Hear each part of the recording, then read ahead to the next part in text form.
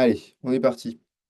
Bonjour à toutes et tous, bienvenue dans ce webinaire organisé par VIAITX et La Rochelle. Je me présente, je suis Hervé Villemagne, je suis directeur commercial pour VIAITX France. Je suis ravi de vous accueillir. Je suis accompagné aujourd'hui de deux personnes. Mon collègue de chez VIAITX, Thibaut Triard, que je vais laisser vous saluer. Bonjour à tous et merci d'être présent. Donc en effet, Thibaut Triard, je suis responsable relations collectivité chez Galetix, donc chargé du suivi notamment de l'utilisation chez nos utilisateurs de Galetix, surtout sur la partie nord de la France. Et je serai donc aujourd'hui là surtout pour en tant que modérateur pour la partie questions. Donc c'est moi qui serai en charge pendant les petites pauses qui seront mises en place, mais voilà, de poser les questions ou d'y répondre du moins avec mon collègue Hervé. Ouais, et nous sommes donc accompagnés de Monsieur Prantou de la ville de La Rochelle, que je vais aussi laisser se présenter, qui fait nous la joie de nous s'accompagner dans ce webinaire. Eh bien, bonjour Monsieur Villemagne, bonjour à tous et merci pour votre accueil. Je pense que vous avez peut-être amorcé une réponse à une question qu'on se pose souvent du point de vue du rugby. Est-ce qu'en fait La Rochelle est une ville du Nord ou une ville du Sud? A priori, du point de vue de Dialectics, on est dans le Nord. En tout cas, merci à vous et Alors, j'espère qu'on va passer un bon moment ensemble. alors, c'est une très bonne question, une très bonne remarque. Et en fait, pour tout vous dire, Thibaut a dit qu'il s'occupait beaucoup du Nord, mais en réalité, c'est assez nouveau parce que jusqu'à maintenant, on partageait plutôt Est et Ouest. Et pour le coup, il n'y a pas trop de débat. La Rochelle est plutôt à l'Ouest. Alors, slide suivante. Juste petite précision, le webinaire aujourd'hui est enregistré. Évidemment, si vous ne voulez pas être enregistré, c'est votre droit, donc vous pouvez juste quitter le webinaire. Juste pour information, votre vidéo et votre micro ne sont pas activés, donc en réalité, c'est pas très engageant pour vous le fait que le webinaire soit enregistré, mais néanmoins, je me dois de le signaler. Donc voilà, vous avez l'info. Thibaut en a déjà un peu parlé. Et moi aussi, à l'instant, votre micro est coupé. Donc, vous n'aurez pas la possibilité de poser des questions en live. Néanmoins, vous avez un petit onglet normalement sur votre module Zoom marqué Q et R pour questions et réponses. Et donc, vous pouvez taper des questions si vous en avez. Et comme disait Thibaut, on fera des petites pauses ponctuelles pendant la présentation pour pouvoir voilà, l'animer et pour pouvoir répondre à vos questions. Et bien entendu, si après le webinaire, vous avez encore des questions, on est toujours disponible pour y répondre. Donc, n'hésitez pas à nous appeler, nous envoyer des mails. Si c'est à destination de Monsieur Prantou, on lui transmettra. Et en tout cas, voilà, n'hésitez pas si des questions vous viennent après. Comme le webinaire est enregistré, a priori, on partagera l'enregistrement. Donc, évidemment, vous pourrez le revoir. Si vous avez besoin de partir avant, vous pourrez le finir. Et si vous avez des collègues qui sont susceptibles d'être intéressés, vous pourrez leur partager. Le déroulé, le tour de table, c'est déjà fait. Ce qu'on va faire, c'est que moi, je vais vous refaire une petite présentation rapide de VIAITX, puisque parmi nous, il y a des utilisateurs, mais il y en a aussi qui n'ont pas accès à VIAITX encore et qui vont sans doute découvrir. Donc, l'idée, c'est que quand même, je reparle un petit peu de notre outil dans les grandes lignes. Je vais faire une petite introduction sur l'historique entre VIAITX et La Rochelle, depuis quand on travaille ensemble et sur quel type de sujet, etc. Et après, donc, je passerai vraiment la main à Monsieur Prantou qui va nous parler de deux cas d'usage un peu précis de son utilisation de Vialytics au quotidien pour la ville et à son niveau. Un cas d'usage qui est lié aux inventaires, donc aux inventaires manuels qu'on peut faire avec l'outil Vialytics, et un autre cas d'usage qui est lié au suivi de chantier. Et il vous parlera de ça dans le détail. Et puis après, on conclura tranquillement avec les dernières questions.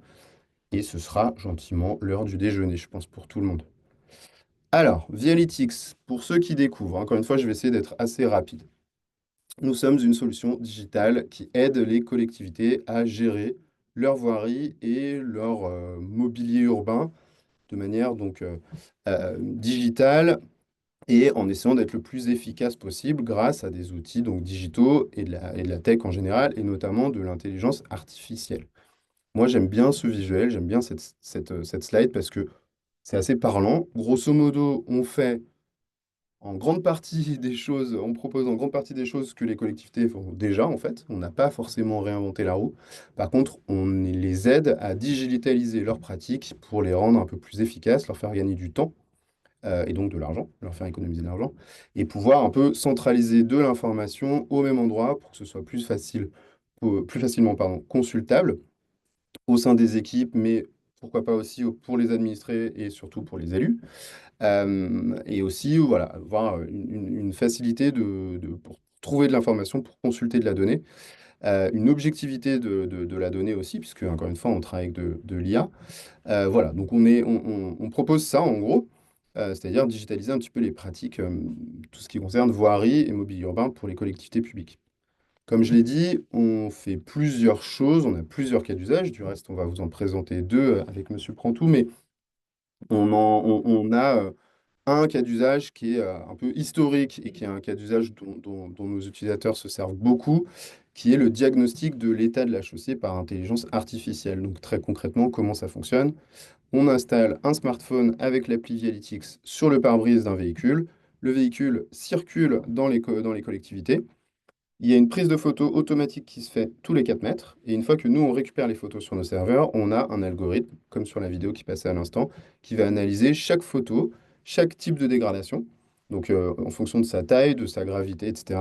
Et qui va restituer un diagnostic, donc qui va restituer une notation et un code couleur qui va aller du vert au rouge, pour vous dire en gros quelle voie est en quel état, ce qui permet à nos clients de mieux planifier leurs travaux de voirie, basés encore une fois sur de l'IA objective et de pouvoir voilà, faire plus de préventif, planifier des travaux à un peu plus long terme et un peu moins de curatif dans une logique et dans une volonté en fait, d'économie, puisque je pense que tout le monde a un peu l'info, un peu l'idée en tête, mais forcément, hein, traiter des chaussées un peu en amont, ça coûte moins cher qu'attendre qu'elles soient très très dégradées. Donc c'est un peu notre promesse, notre engagement et ce pourquoi on aide nos collectivités.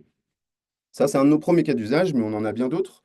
On a une application, donc encore une fois, mobile, qui vous sert à prendre de la photo automatiquement pour analyser l'état de la chaussée, mais on a, via cette application, la possibilité de faire autre chose. On peut faire de l'inventaire automatique de la signalisation verticale également, et on peut faire aussi de l'inventaire manuel. Enfin, oui, de l'inventaire manuel. On peut donc créer des inventaires digitaux de n'importe quel élément, hein, du mobilier urbain, on va en parler tout à l'heure, mais ça peut être des places PMR, des arceaux à vélo, des choses comme ça.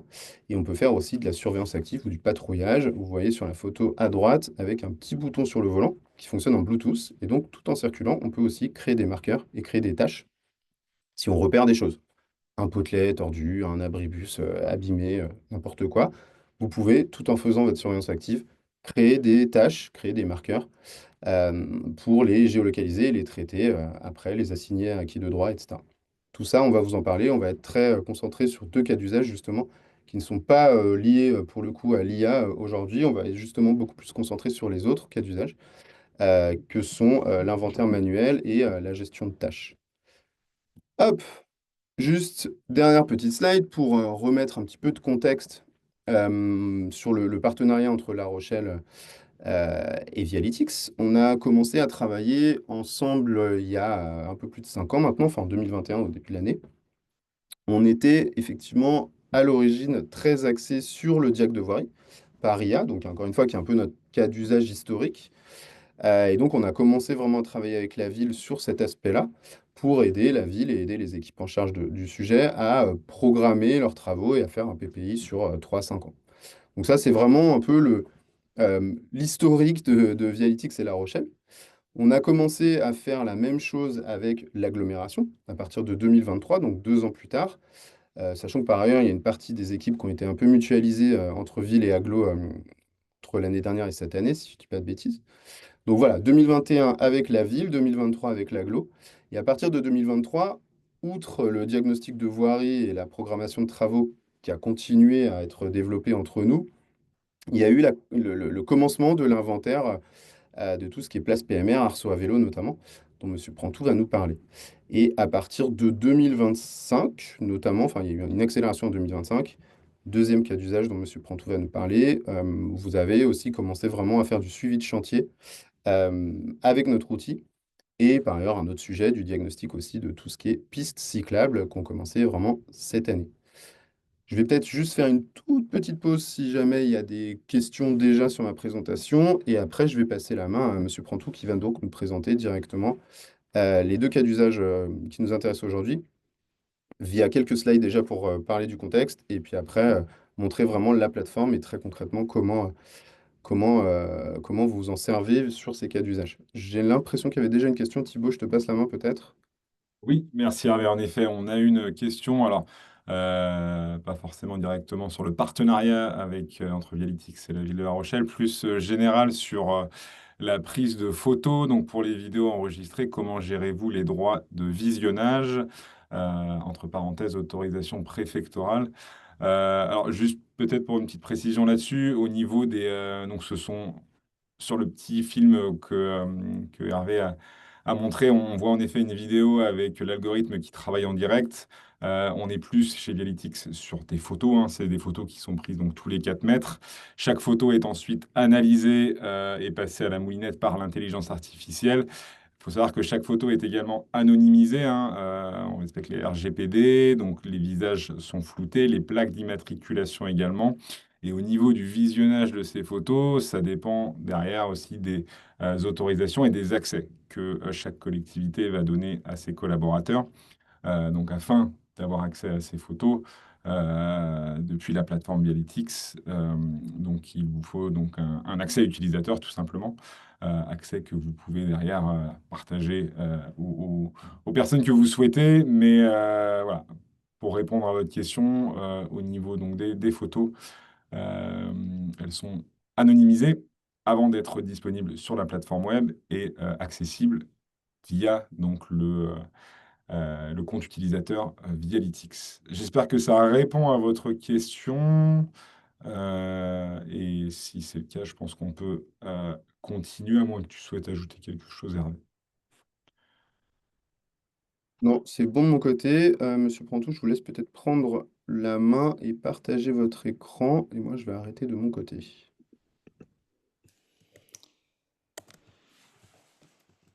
Bonjour, vous m'entendez bien? On vous Est-ce- entend toujours, ouais. Pas de Eh ben problème, c'est par contre, on ne formidable. voit pas le partage d'écran pour l'instant. Pas encore le partage d'écran. Alors, toujours Alors, pas? moi, je vois le partage d'écran. Oui, D'accord. on voit le partage d'écran, en fait. Pardon, Ok, moi, je ne le voyais pas, excusez-moi. Alors, ça vient de moi. pas de Moi, je vous souci. laisse alors. Merci, Monsieur Villemagne. Déjà une nouvelle fois, merci en fait de me permettre de partager notre expérience à la ville de La Rochelle. Un petit mot pour me présenter un petit peu mieux. Donc moi, je suis adjoint au maire de La Rochelle en charge de ouvrir le banc mobilités urbaines, voirie, stationnement, aménagement et gestion des espaces publics. Une première caractéristique qu'il convient peut-être de préciser, c'est que dans le format de l'EPCI, de la communauté d'agglomération de La Rochelle, c'est une communauté d'agglomération et jusqu'à présent, et je pense pour un moment encore, la voirie reste bien une compétence municipale. À la ville de La Rochelle, en fait, donc on est 80 000 habitants dans une agglo de 180 000 habitants. On a une tradition d'avoir une task force en régie qui reste conséquente, hein, avec une direction de la voirie qui compte une soixantaine de collaborateurs. Bien évidemment, il y a beaucoup de chantiers sur lesquels on s'appuie sur des partenaires extérieurs, avec des marchés à bon de commande, etc.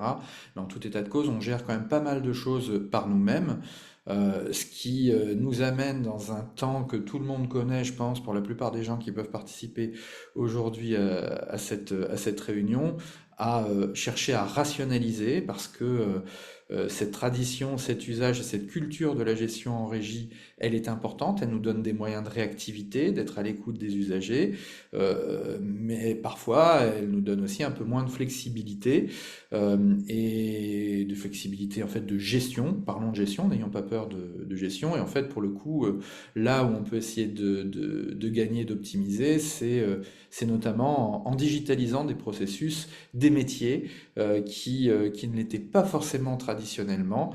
Ça peut relever de l'euphémisme. Euh, On a 300, entre 350 et il y a toujours des chiffres un peu discutables, entre 350 et 380 kilomètres de patrimoine vierre qui sont effectivement monitorés depuis maintenant 4 ans avec Vialytix. Un patrimoine vierre, soyons humbles, qui n'est pas en très bon état parce qu'on a fait des choix politiques assumés qui est de mettre le paquet en fait dans l'investissement sur un réseau de pistes cyclables, notamment sur les mobilités douces.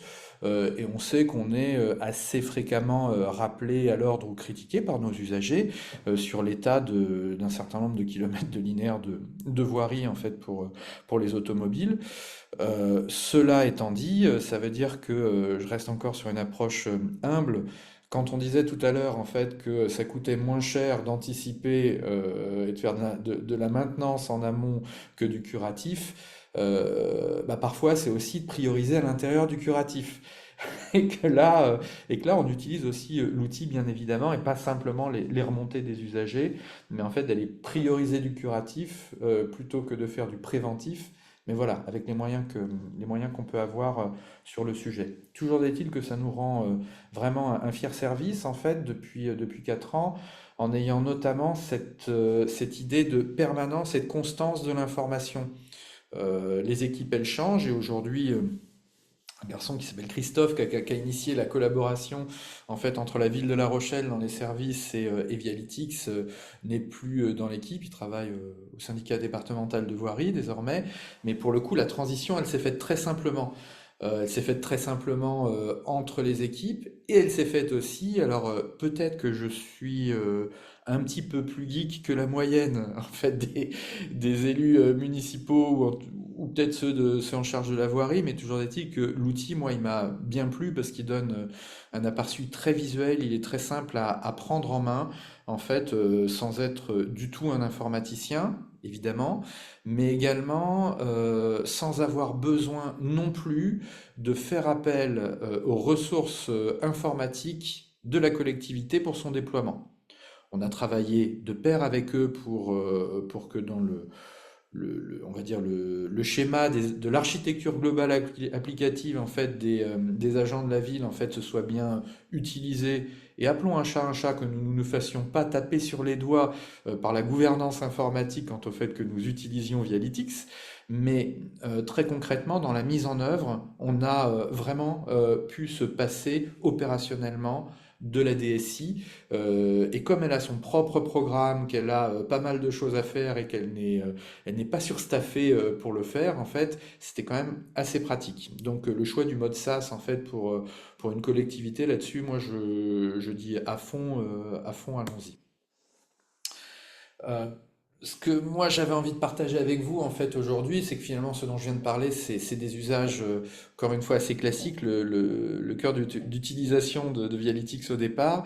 Et puis bah, moi avec j'ai demandé il y a quelque temps à pouvoir comme élu au-delà des techniciens avoir mon propre accès pour pouvoir grenouiller, visiter, aller voir ce qui se passe dans la plateforme sur laquelle on repassera il y a quelques instants, mais je vais éviter de passer sans cesse du PowerPoint à l'application. Mais je me suis dit assez rapidement qu'il y avait en fait un certain nombre d'usages au service des politiques que l'on veut mener, qu'on devait pouvoir, on va pas appeler ça du hacking, c'est un peu peut-être un petit peu exagéré, mais d'utiliser en fait, c'est ça, des cas d'usage fonctionnels à partir de l'application existante. La Rochelle, en fait, elle se distingue, elle en est assez fière. On va pas, là, pour le coup, faire preuve d'humilité excessive par une politique cyclable de longue date qui a été récompensée plusieurs fois par le, euh, le baromètre des villes cyclables qui est mené par la Fédération des usagers de la bicyclette. Et donc, on a été plusieurs fois sur la taille de vie moyenne, tout en haut du podium. On est toujours sur le podium en 2025, hein. On a été reconnu troisième ville la plus cyclable de France sur la catégorie des villes moyennes par les usagers. C'est donc pas une comparaison strictement en fait entre les collectivités qui sont nommées, mais au terme d'un baromètre qui s'est déroulé au printemps où il y a eu plus de 1200 réponses, en fait, on a des notes. Et ce qui était surtout intéressant pour nous de ce côté-là, c'est de voir comment on progresse à l'intérieur de ce baromètre. On voit qu'on a dans l'ensemble une note qui progresse légèrement en passant de 4,10 à 4,15 sur ce baromètre, mais on voit surtout que nos petits points en plus, on les a gagnés entre 2021 et 2025 sur la question des services de stationnement apportés aux cyclistes, puisque très concrètement, pour le coup, c'est sans fin, c'est-à-dire que lorsque vous installez des arceaux, alors dans certains territoires on appelle ça des lires à vélo, chez nous on appelle ça, ce sont les modèles d'arceaux à vélo qu'on déploie, on a plusieurs modèles différents.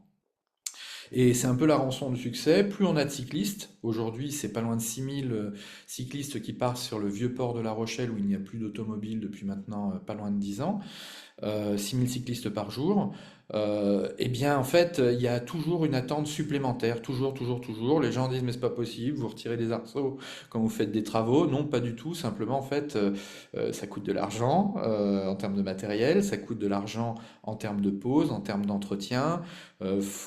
C'est pas simple parce que parfois en fait il faut que ce soit compatible avec les événements comme le marathon qui se passe à La Rochelle, comme les francopholies, voilà, qui nécessitent de libérer l'espace public. Et en fait, pour le coup, on sait qu'on est constamment attendu. Et du coup, pour objectiver en fait le nombre d'arceaux qui sont installés dans la ville, pouvoir également mettre à disposition ces informations, alors pas directement à l'intérieur de Vialytics, soyons clairs, mais des associations locales qui représentent en fait la FUB et les usagers cyclistes. En fait, on a décidé de tenir un inventaire et d'utiliser le module inventaire en fait dans Vialytics sur ces arceaux vélos. On a mené de front, en réalité, ce chantier sur deux sujets différents, le sujet des arceaux vélos et le sujet, en fait, des places PMR. Je fais un aparté sur la question des places PMR. Sur ce territoire, au cours de ce mandat, en fait, on a eu plusieurs mesures assez, parfois clivantes, on peut le dire, mais en fait assez fortes pour renverser en fait les usages et clairement en fait quelque part dire la voiture oui, mais quand on en a besoin. Sinon plutôt les mobilités douces et les mobilités actives, avec l'établissement de ce qui s'appelle une zone de transit limitée, des bornes autour du centre-ville, une réduction généralisée de la vitesse en fait à 30 km/h sans exception dans l'intégralité de la ville et une extension significative puisqu'on a multiplié par deux le nombre de places horodatées en passant d'environ 1 800 à un peu moins de 4 000 places horodatées mi-2023. Ce sont des sujets qui sont des sujets où la transition, l'accompagnement au changement, même s'il y a plein de raisons qui vous permettent d'avoir des solutions gratuites de stationnement quand vous en avez besoin, ce sont des solutions urticantes et sur lesquelles en fait on doit fréquemment lutter contre cette idée de dire oui mais vous êtes gentil, vous fermez la ville à nos aînés, aux seniors, aux personnes qui ont des difficultés de marche. Et donc sur la question des places PMR, en fait, vous savez que réglementairement, on doit avoir dans l'espace public au moins 2% de places PMR. La ville de La Rochelle, en fait, est entre 7 et 8%. Donc elle dépasse très très largement son obligation réglementaire. Et c'est pas pour nous, en fait, il n'y a pas de plafond à proprement parler, puisque pour le coup, l'objectif, c'est de dire oui pour se stationner facilement et gratuitement pour les personnes qui en ont vraiment besoin. Mais encore une fois, c'est une question d'objectiver les choses. Pour les objectiver, on a notamment établi un partenariat, on a accompagné en fait une application naissante qui est dédiée aux personnes en situation de handicap et à mobilité réduite et qui permet d'avoir finalement un accès collaboratif, des notations sur la qualité du stationnement en fait dans l'espace public dédié au PMR, avec des choses un petit peu nouvelles comme évidemment compter le nombre de places PMR, mais également les noter. En fait, cette application elle s'appelle VIP, je crois comme Very Important Parking, et qui permet également en fait quelque part d'apporter des contributions qualitatives. Est-ce qu'on y accède facilement? Est-ce qu'en fait ce sont des places aux normes avec tout le dégagement avant ou arrière en fonction du fait qu'on a un véhicule à haillons arrière pour sortir un fauteuil ou un dégagement sur le côté? Autant de choses qui ne sont pas si faciles que cela à voir. Ça, c'est leur métier.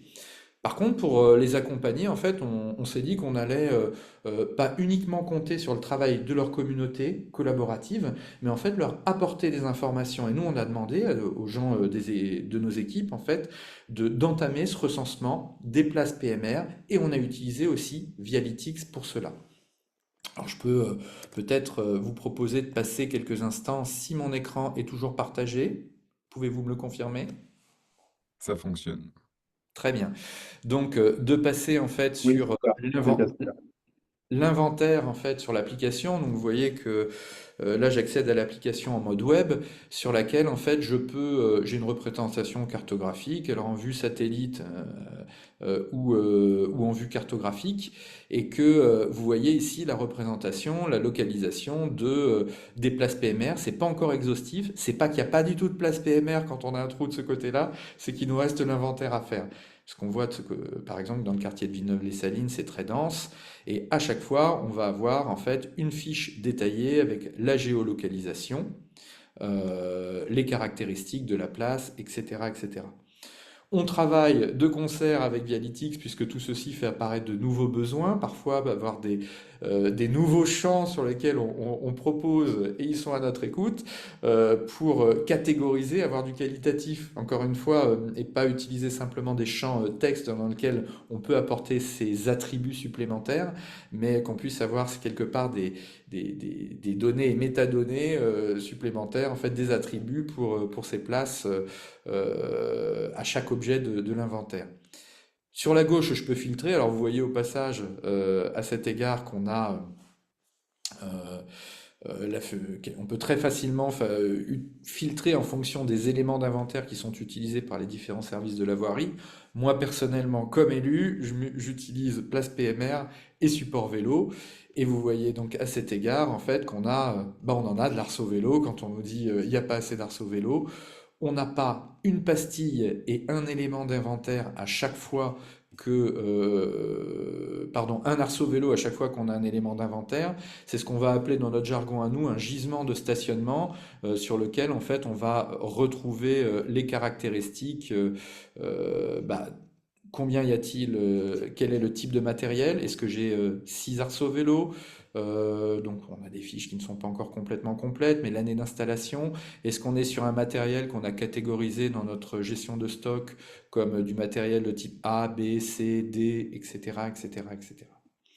Voilà, donc du coup, ces données, on peut assez facilement, pour les partager avec l'association, les exporter au format Excel, en comprenant à la fois les caractéristiques qu'on va avoir renseignées, mais également les coordonnées latitude, longitude, qui vont pouvoir être partagées. Après, charge à eux d'en faire ce qu'ils en souhaitent. On envisage de les mettre aussi en open data, mais on ne l'a pas encore fait. Ça nous amène à devoir travailler avec l'informatique. Voilà pour ce premier cas d'usage. Je ne sais pas si peut-être il y a des questions. Alors, pour le moment, pas de questions. Donc, je pense que tout est clair. Si jamais il y en a, n'hésitez surtout pas à utiliser voilà, le petit icône question-réponse. Et je vous laisse continuer, Monsieur Prantou. D'accord. Alors, ce que je vous propose, moi, c'est sur le second cas d'usage, en fait, et ça, c'est quelque chose qui est venu assez récemment et qui correspond certainement, en fait, à un irritant pour beaucoup de gens qui ont la responsabilité de la police de conservation donc dans leur délégation. Je ne sais pas si les participants sont des élus comme moi ou des gens des services techniques. En fait, dans mon périmètre, j'ai donc l'unité autorisation. L'unité autorisation, ce sont les 5 personnes qui, à la ville de La Rochelle, instruisent, attribuent, accordent et devraient vérifier le bon respect des prescriptions des presque 5, non, pas presque, plus de 5000 arrêtés de voirie, arrêtés temporaires pour occupation du domaine public, en fait, que l'on attribue chaque année. Sur ces 5000, 5500, on en a 1500 à 2000 qui sont des arrêtés déménagement. Très sincèrement, pour moi, en fait, ce sont des arrêtés qu'on signe au kilomètre. Il y a pas grand sujet. Par contre, on a quand même le plus grand nombre. Ce sont les arrêtés donc pour occupation du domaine public qui peuvent être ceux parce qu'en fait, il va y avoir une construction d'immeubles, parce qu'il va y avoir en fait un chantier privé qui va avoir besoin simplement de livrer ou de poser une benne. Et puis, il y a les travaux menés par les gestionnaires de réseau, qu'il s'agisse d'Enedis pour l'ELEC, de GRDF, Notre réseau d'assainissement, en fait, piloté par par la communauté d'agglomération de La Rochelle, qui a ses sous-traitants, assainissement, eau potable, pluviale, etc., etc. Je pense que si, encore une fois, s'il y a d'autres personnes qui s'occupent de la voirie dans l'assistance, on est habitué à se prendre des claques à longueur d'année en disant à la voirie, vous faites des travaux partout. Excusez-moi, je me tiendrai bien sur la suite du webinaire, mais je vais utiliser ce langage fleuri. Vous mettez le bordel en permanence avec la plupart des usagers qui ne comprennent pas, mais parce que c'est à nous de communiquer aussi sur le sujet, et on n'est pas sur les métiers qui savent le mieux communiquer tout le temps en fait pour expliquer qu'en fait c'est une foultitude d'intervenants différents et que le premier rôle que l'on a, c'est en fait de coordonner des intervenants différents. Mais qu'en fait la collectivité ne peut pas tout faire et que parfois elle doit aller au nom de ses citoyens, au nom de ses usagers, aller chasser en fait les responsables pour avoir de bonnes pratiques. Et à cet égard, en fait, alors, le but, c'est pas d'être dans le name and shame, mais vous verrez apparaître le nom sur les exemples que je vais vous donner, de GRDF ou d'Enedis, parce que de toute façon, on les retrouve partout. Mais volontairement, on va avoir un petit peu masqué, en fait, le nom des sous-traitants qui avaient pu être concernés chez nous. Mais voilà, pour rappel, en fait, ce que vous voyez ici, hein, on attribue, en fait, ces arrêtés, pardon, on donne ces arrêtés au niveau de l'unité autorisation, en demandant 10 jours, parce qu'on ne sait pas faire beaucoup mieux avec 5 personnes pour instruire environ 1000 arrêtés par an et par agent. Et puis ces arrêtés, en fait, ils vont donner l'autorisation de faire une fouille. Vous voyez par exemple sur une rue là qui s'appelle la rue Marius-Lacroix à La Rochelle, on voit la fouille qui a ouvert en demi-chaussée et jusqu'au trottoir. Et on était ici sur un arrêté qui permettait en fait une ouverture de cette fouille pendant une semaine au mois d'août. Et la photo qui est là, je l'ai personnellement prise en fait arrivée mi-septembre, en ayant toujours en fait des barrières, un trottoir non praticable sur une rue alors qui est en cours de rénovation parce qu'elle était dangereuse justement, de requalification, mais sur laquelle il y a beaucoup de passages automobiles. Donc impossibilité, là pour moi on est sur une mise en danger évidente, impossibilité de passer, enfin compliqué de passer avec une poussette, compliqué de passer si on a des problèmes de mobilité personnelle, et si on est dans l'impossibilité qu'on est en fauteuil, c'est quasiment impossible. Évidemment, vous vous doutez bien qu'en fait, j'ai aucune signalisation en amont ou en aval sur les passages, protéger les plus proches, mais on sait aussi en vrai que ça empêche difficilement l'usager de continuer le long du trottoir. Donc on est sur un peu volontairement, un peu présenté de manière hyperbolique, c'est un peu le cas du pire, mais, euh, mais on a des cas assez fréquents, en fait, euh, non pas où le danger persiste, mais où en fait on nous doit, pour la conservation du patrimoine, en fait une réflexion, et que ces réflexions, en fait, elles ne sont pas mises en œuvre. Alors, dans la gestion et les relations qu'on a au quotidien avec les intervenants des gestionnaires de réseau, on comprend bien qu'en fait, on ne peut pas avoir une fouille, une intervention, une fouille, une intervention. Donc on a, quelque part, on dit, nous souhaiterions que ce soit mis en œuvre, que la réflexion en bonne et due forme soit faite dans un délai de 3 mois à 6 mois, et que voilà, vous mandatez un sous-traitant spécialiste de la VRD ou des matériaux qu'on va avoir à tel ou tel endroit, parce que c'est pas toujours simple, un coup c'est de l'enrober, un coup ça va être des bétons désactivés, etc., etc. Mais voilà, la réalité c'est que sous la pression, je dis pas que les gens sont de mauvaise volonté ou qu'ils sont incompétents sur le sujet, ils ont eux-mêmes leur propre pression, l'agenda qui arrive, et en fait ça veut dire que ça rebascule chez nous une charge de suivi qui est importante. Et qui n'est pas facile à mener puisqu'on a déjà du mal à assurer l'instruction des arrêtés. Dans l'ordre, moi ce que je demande en premier lieu c'est le contrôle du respect des prescriptions de sécurité pour pas avoir d'accidents graves pendant que ces travaux se font. Et puis derrière, en fait, quand il s'agit quelque part à la fin de la remise en état du patrimoine, si on oublie de le faire, eh bien, on laisse passer le temps et au bout d'un an, 2 ans, alors on a des usagers, des administrés qui sont mécontents, qui nous engueulent en disant regardez l'état de la voirie, mais quelque part, en fait, au bout d'un certain temps, il est trop tard pour remonter en arrière et dire mais qui était responsable de cela? Ou trop tard, euh, enfin, compliqué de le faire au plan administratif, mais parfois aussi à ce qu'on soit pas en mesure, c'est très très compliqué de remonter le temps. Et c'est à cet endroit-là, en fait, pour le coup, qu'on est en train de commencer. On est en démarrage, hein. Volontairement, j'ai épuré en ayant deux exemples dans la présentation que je vais vous faire, où en fait, on utilise le même module que celui des tâches que l'on peut avoir.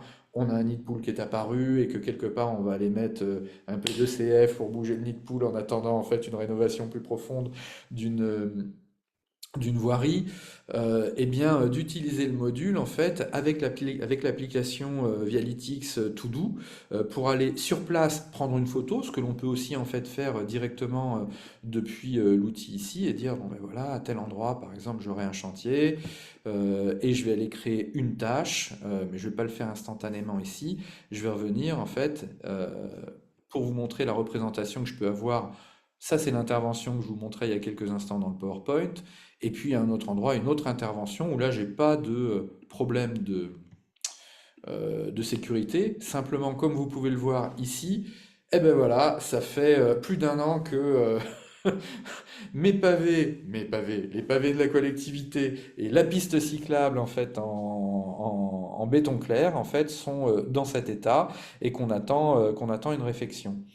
Euh, L'idée, donc très simplement, d'un clic droit dans l'application web ou bien depuis l'application mobile, on a la faculté en fait de créer donc une tâche sur laquelle on a ajouté une catégorie qu'on a nommée en fait. Alors vous voyez qu'il y a quelques essais en fait parfois ce que je veux, regardez pas, mais réflexion due par gestionnaire de réseau qui nous permet derrière d'être un attribut et un élément de filtrage de lui attribuer une échéance, de faire une description sur laquelle en fait on a, alors pour le moment de manière encore semi-structurée, mais c'est là-dessus en fait qu'on va bosser avec Vialytix pour avoir possiblement des éléments permettant une analyse et un export structuré de ces informations sur, alors la date d'échéance, on l'a déjà, mais possiblement le nom de l'intervenant extérieur, etc., etc. Réflexion due. On va pouvoir aller, excusez-moi, je glisse la barre de l'outil de visioconférence. On va avoir la possibilité d'uploader, excusez-moi, de téléverser, comme on dit, des documents. Et je vais retrouver de ce côté-là l'arrêté de voirie que j'ai uploadé, anonymisé. Et je vais avoir la possibilité, alors tout à la fois de rappeler à l'ordre mon partenaire en utilisant un module qui permet alors d'imprimer une fiche que je vais récupérer au format PDF, de partager par email ou pour un partenaire donné, exporter l'ensemble des tâches qui sont attendues, des réflexions qui sont attendues à l'intérieur du système.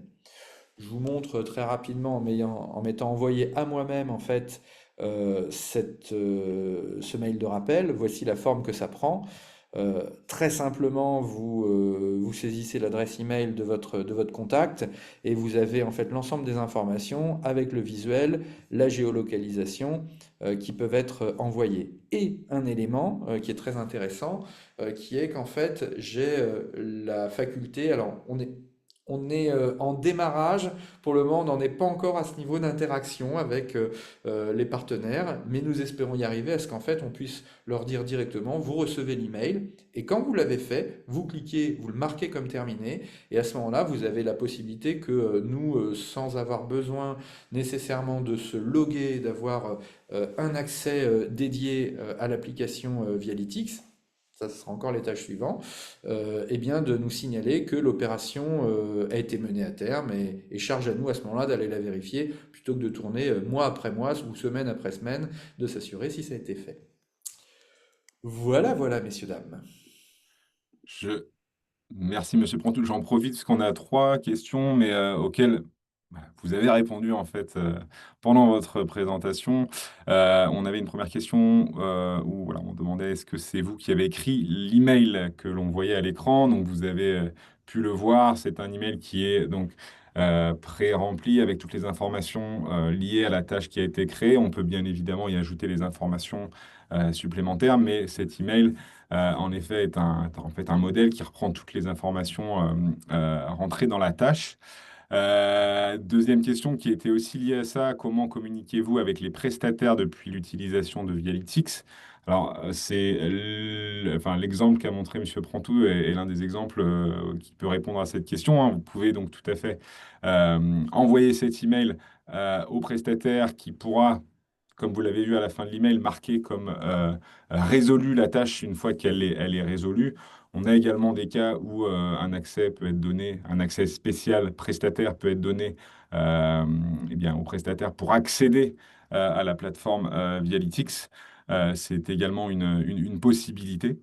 Et enfin, la troisième question, donc, avez-vous imaginé utiliser Vialytics pour recenser les permissions de voirie pour faciliter le contrôle terrain par la suite? Je pense également que, via l'exemple de Monsieur Prantou avec le document qui a été donc téléversé, pour reprendre les termes, sur la tâche, c'est également une possibilité de pouvoir tout simplement garder ces documents dans les tâches pour garder une trace aussi depuis l'application. Voilà, je pense et j'espère Si avoir vous me répondu. permettez un complément de Oui, réponse sur ce sujet. Aujourd'hui, on utilise pour la gestion des arrêtés de voirie une application, par élégance en tout cas enregistrée, je vais pas citer son nom, mais qui est très très vieillissante. Très très vieillissante. On est en train de regarder à la ville de La Rochelle, en fait, vers quelle nouvelle application utiliser. Les gens qui gèrent les ODP commerciales, autrement dit les terrasses, utilisent une application qui est assez intéressante, euh, mais qui ne fait pas ce travail. Donc, enfin, le processus d'instruction d'un arrêté avec les prescriptions en fait de sécurité, les règles et tout ça, c'est un métier différent de celui de Vialytics. De ce que j'ai vu, de ce que j'ai regardé en fait, de ce que nos partenaires du service commerce et marché à La Rochelle fait, je ne pourrais pas faire ce que je suis en train de faire dans Vialytics. Donc on a quand même deux utilisations complémentaires, différentes, toujours avec mon côté un petit peu geek, tout ça. Je pense que il sera intéressant potentiellement pour Vialytics de voir quels ponts peuvent être établis avec des pure players de la gestion de l'instruction des arrêtés, dont c'est pas le métier de faire ce qu'on fait là, et pour le coup, votre métier de voir en fait si ces fameux documents que j'ai attaché moi manuellement pourrait être quelque chose sur lequel vous avez une API qui permet de récupérer le doc. Voilà. Je suis un peu excusez-moi, dans l'excès d'informatique peut-être, c'est peut-être pas le sujet de tout le monde, mais c'est mon métier, puisqu'élu à la voirie, c'est pas un métier, et que je suis dans l'informatique. Merci beaucoup pour cette présentation et pour votre temps, Monsieur Pranto. C'était très clair, très intéressant. Encore une fois, merci beaucoup. Moi, je voudrais juste préciser une toute petite information. On a parlé un petit peu des champs qui peuvent se personnaliser. Je précise juste que sur le premier cas d'usage, la partie arceau à vélo, place PMR, donc c'est-à-dire vraiment ce qu'on considère comme des inventaires, là, on a la possibilité tout à fait, dans le back-office de VITX, de personnaliser ces champs. C'est-à-dire, selon le type d'inventaire que vous allez choisir, vous allez avoir des champs personnalisables. Pour les arceaux à vélo, ça peut être le nombre de vélos disponibles sur l'arceau, etc., etc. Pour, je dis n'importe quoi, pour un banc, ça peut être, est-ce que c'est un banc en bois, en métal, etc., etc. Donc ça se personnalise. Pour les tâches, et donc là sur le cas d'usage plutôt du suivi de chantier, effectivement, pour le moment, il n'y a pas vraiment de personnalisation des champs possibles. On a des champs prédéfinis et on peut effectivement travailler avec des notes vocales ou des champs descriptifs et qui sont plus difficiles à filtrer. Je vous rejoins, Monsieur Prantou. Mais pour information, on travaille sur le sujet en ce moment pour pouvoir effectivement aussi, sur les tâches, pouvoir personnaliser les champs. Et ça, je pense qu'on aura des choses qui devraient sortir d'ici fin d'année, début d'année prochaine, pour pouvoir effectivement beaucoup plus personnaliser les champs des tâches comme on le fait déjà pour les inventaires. Euh, voilà. J'ai l'impression qu'il y a eu une nouvelle question entre-temps. oui. Peut-on sélectionner une zone plutôt qu'un point pour les tâches? Alors, c'est un Très bonne question. Alors oui, c'est une possibilité qui est toute récente. Aujourd'hui, alors je sais pas si d'ailleurs vous pouvez, Monsieur Prantou, en cliquant sur le petit plus en bas de l'écran, qui est au milieu de la, voilà, exactement, au milieu en bas à côté de la loupe. Vous pouvez donc créer une tâche, pardon. Alors ouais, là vous avez sélectionné la partie dessin. Vous pouvez cliquer en haut à droite pour fermer, mais voilà. Et si vous cliquez sur créer une tâche, en cliquant sur le petit plus, vous allez, voilà, et vous allez avoir tout en bas encore, au niveau où vous aviez le plus au milieu de la carte, comme une petite icône grise, avec c'est tout en bas, en dessous de du petit texte ajouter un tracé. Et en cliquant sur ça, vous allez pouvoir en fait sélectionner soit un linéaire, en cliquant une première fois n'importe où, et soit donc voilà, pour créer une tâche sur un linéaire ou bien une zone, et pouvoir associer donc cette tâche à une zone plutôt qu'à un seul point précis. Donc ça, c'est une nouveauté. On est aussi en train de travailler pour pouvoir le faire sur la partie inventaire. Mais pour répondre à votre question, c'est une possibilité. Voilà. Merci à Monsieur Prantou pour la démonstration. Alors, c'est la dernière question de mon côté. Je ne sais pas s'il y en a d'autres à venir, mais en tout cas, pour l'instant, on est à jour sur la partie de questions.